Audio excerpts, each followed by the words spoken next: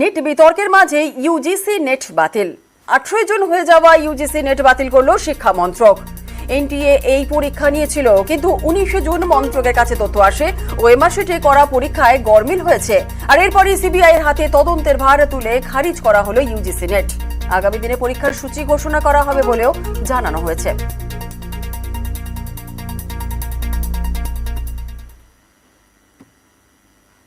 ফের কেন্দ্রীয় বঞ্চনার অভিযোগ রাজ্যের। সমগ্র শিক্ষা অভিযানে টাকা বন্ধের অভিযোগ।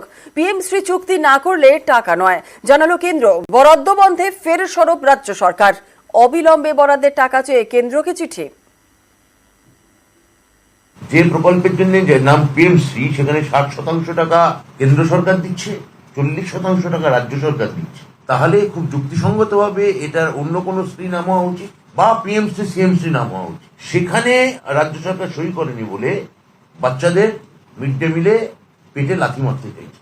এত বড় নিষ্ঠুর, অমানবিক, বর্বরচিত ঘটনা যুক্তরাষ্ট্রীয় সংঘীয় ধাঁচায় স্বাধীনতার পর এই ধরনের বৈমাত্র সুলভ আচরণ বারবার ভোটে হেরে যাওয়ার পরেও আশা করা হচ্ছে যে 4 তারিখের পর, 4 জুনের পর আবার গণতন্ত্রের পথে ভারতবর্ষ ফিরে আসবে। এই ধরনের পদক্ষেপ তার একটা অন্তরায়। তৃণমূল কংগ্রেস সরাসরি সাংবিধানিক ব্যবস্থাকে উল্লঙ্ঘন করছে।